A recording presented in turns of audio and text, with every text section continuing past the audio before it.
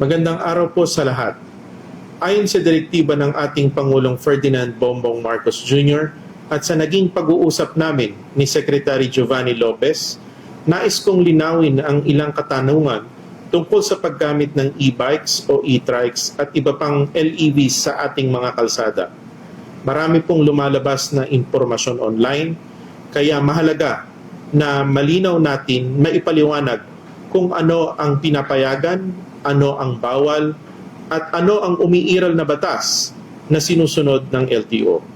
The LTO has a clear legal authority to enforce traffic laws and when necessary to impound vehicles, including LEVs, when they are illegally using national roads and endangering other road users.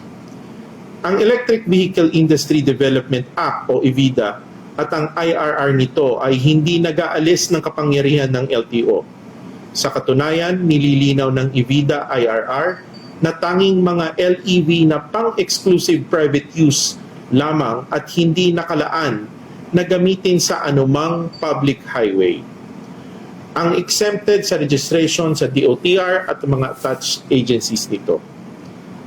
May maling akala po na dahil may mga LEV na exempt na sa registration, wala nang kapangyarihan ng LTO na umaksyon. Mali po iyon. Kapag ang isang LEV, e-bike o e-trike ay pumasok sa national highway kung saan sila bawal at lumalabag sa traffic regulation, may kapangyarihan ng LTO na mag-apprehend at when warranted, impound the unit. Ito ang bahagi ng aming mandato na pangalagaan ang kaligtasan sa kalsada. Hindi rin po ito bagong batas. Matagal nang bawal ang e-bikes o e-trikes at iba pang LEV sa national road at highways. Noon pa man, malinaw na sa RA 4136 at sa ating road classification system na ang national road ay para sa high-speed motor vehicles para maiwasan na aksidente at traffic hazard. Dagdag pa rito, pinagtibay na rin ng Korte Suprema ang Joint Administrative Order 2014-01 na nagsasaad ng legal na kapangyarihan ng LTO pagdating sa pagpapatupad ng mga multa at ng impoundment. Ang ginagawa po natin ngayon ay reinforcement ng matagal nang umiiral na patakaran, hindi paglikha ng panibagong pagbabawal. Pwede pa rin gumamit ng e-bikes sa maraming lugar. Ang pinagbabawal lang ay ang pagbiyahe sa national road, hindi ang paggamit ng e-bike. At para sa kaalaman ng publiko, malinaw kung saan pinapayagan ng LEVs. Maaari silang gumamit ng local at secondary road, depende sa ordinansa ng LGU. Maaari silang gumamit ng bike lanes para sa low speed at lightweight LEVs at e-bikes kung pinapayagan ng LGU at akma sa design ng lane. Hindi kasama rito ang high-powered units na parang motorsiklo. Maaari silang gamitin sa loob ng subdivision, private roads at private compound.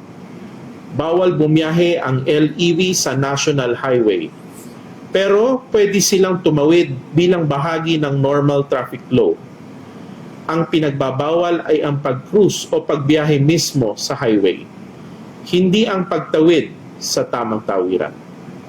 Ngayon, doon sa may mabigat na punto, kung dumating ang panahon na may mangyaring aksidente, may masagasaan, may mamatay, o may seryosong sakuna na kinakasungkutan ng isang LEV na walang plaka, walang rehistro, at walang malinaw na pagkakakilanlan, mahihirapan tayong matunton kung sino ang may-ari o responsable.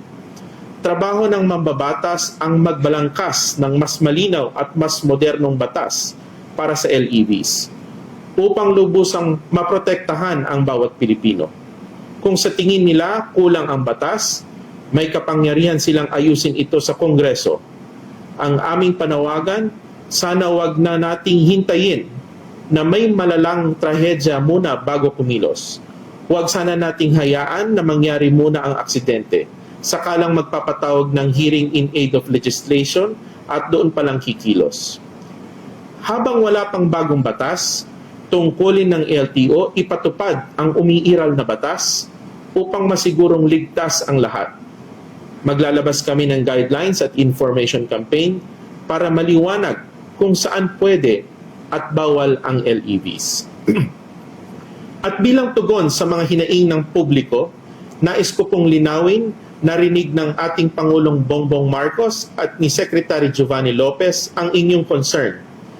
Kaya pansamantalang walang impounding operation habang nagpapatupad muna kami ng malawakang information drive upang bigyan ng sapat na panahon ang lahat na maunawaan at makasunod sa umiiral na regulasyon. Simula December 1, 2025, magiging visible ang ating LTO enforcers and personnel sa mga kalsada para isulong ang information drive at ipaliwanag sa publiko ang tamang paggamit ng LEVs. Pagdating sa January 2, 2026, magsisimula na ang strict enforcement at wala ng extension. Kasama rito ang apprehension para sa mga lalabag sa pagbabawal sa National Highway. Sa huli, iisa lang ang layunin ng LTO, hindi upang pahirapan ng publiko, kundi upang matiyak na ang ating mga kalsada ay ligtas, maayos at may malinaw na pananagutan ng bawat gumagamit nito. Kasama na ang mga gumagamit ng e-bikes, e-trikes at iba pang LEVs. Maraming salamat po at ingat po tayo sa biyahe.